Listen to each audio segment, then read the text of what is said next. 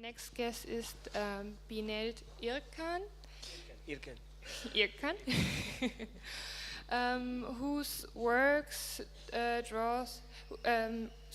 Your work in the exhibition is titled Comeback and draws a picture of the current living reality in Luanda, in Angola, which is what I just learned the second most expensive city in the world right now.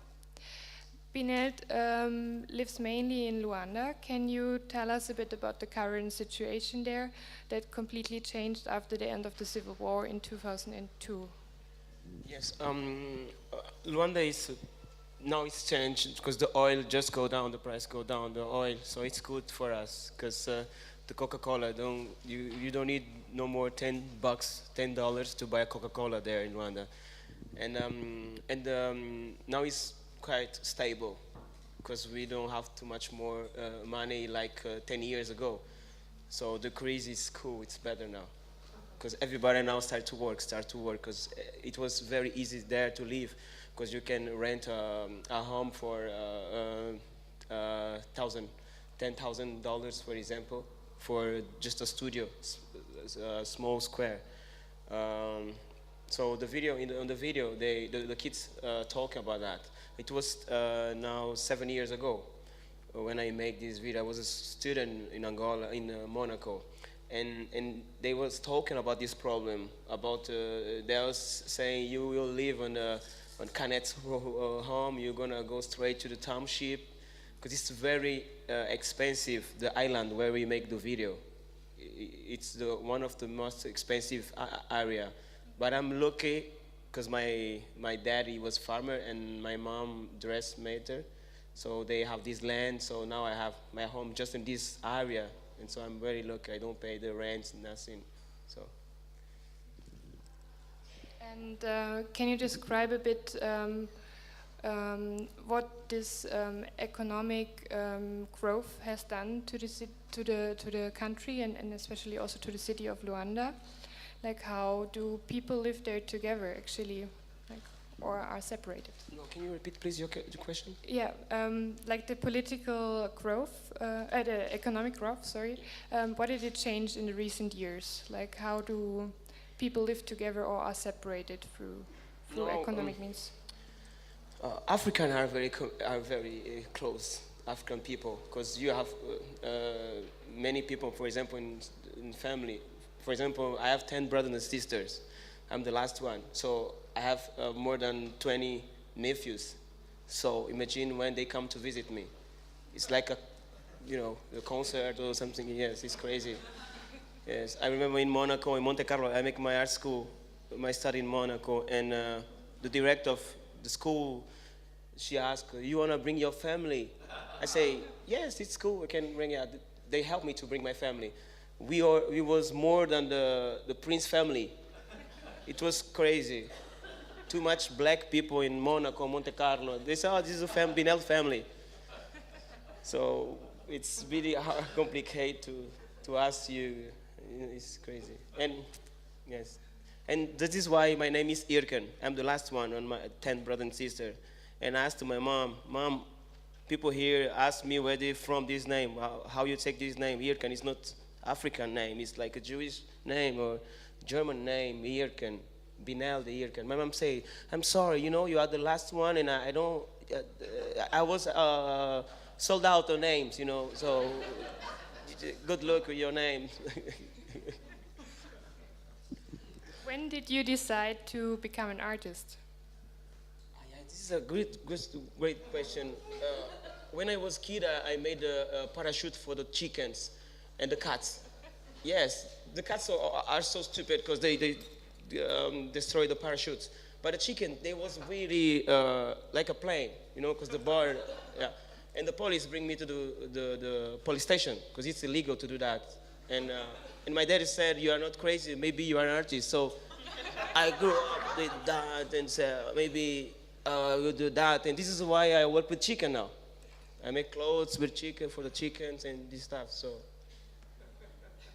I started when I was young. Yes.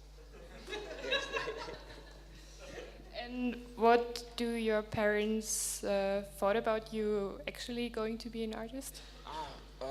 At the beginning, my dad was very scared. Say, "Oh, son, I have many friends who are artists here. They make these kind of drawings with the women with the basin, and I have, animals. They draw elephants. They are all poor. They die poor. And what you go to Monte Carlo, make this school to be an artist. Don't do that. It's a risk for your career. You cannot live with art."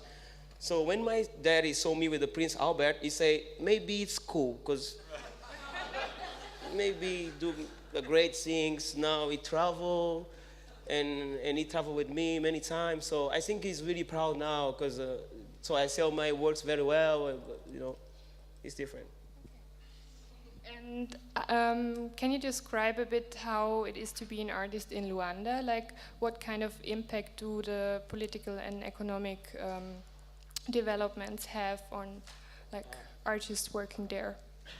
Now it's different because we got this Lion Gold in Venice Biennale, and I was there 2 years ago in Venice Biennale. This is why I'm here now, and now people know that there. They know, man, this guy make this art and he travel, and it's the first. I think we are just 5 artists there live with art, and many people follow. Now you have a gallery in Angola, you have the tree now help to help many artists, and things now is completely different. It's not like a Congo, because Congo, they are really strong in Congo.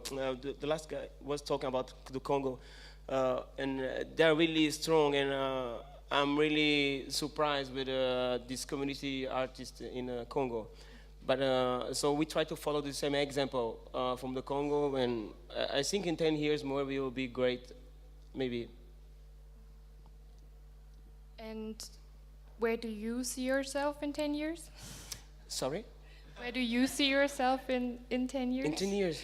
Do you think like you will mainly be based in Luanda and work there? Or will you be traveling more and more? Yes, I think I will be there because, for example, 1 year ago, some gallery asked me to be there in Monte Carlo, to be exposed, to live in Monte Carlo in France.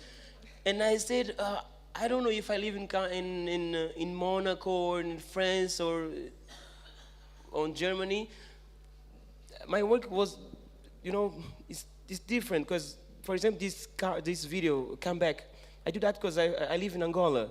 For example, 6 months before, someone go to my studio, he said, Binelde, I have a crocodile to sell. I say, a crocodile, a live crocodile? He say, yes, I have a crocodile. And you can treat them like a dog. You can have a document. You can give a vaccine. I say, really? And in Monaco, even here, you will never find someone sell a crocodile. Someone have a crocodile here. So it's completely crazy. So I must be there. We have many inspirations. Yes, it's crazy. So I think I'll be there, but there completely. I think your work speaks very directly about what's going on in society there in this specific area.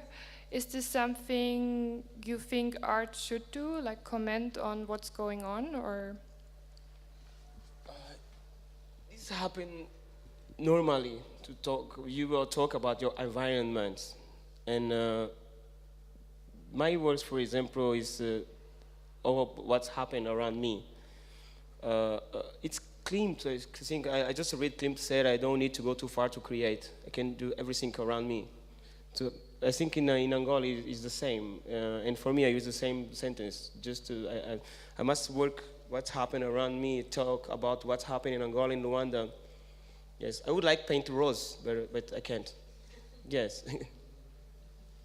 So would you also say that there is a responsibility to take into account what's like the conditions of a specific place of how art is made nowadays? Or can art also be something that is completely somewhere else and is not influenced by the world around it?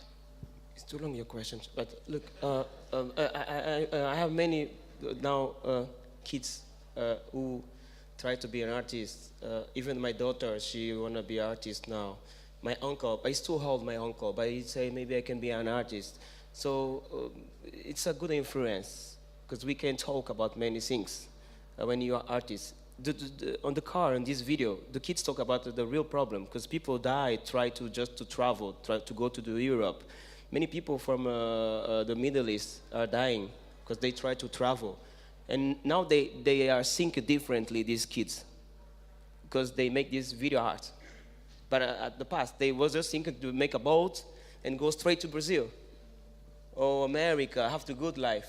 And now it's different, because they can stay there, work and travel just because they are artists, they are actors. And all of them now, they are actors and they work, they do a great stuff now.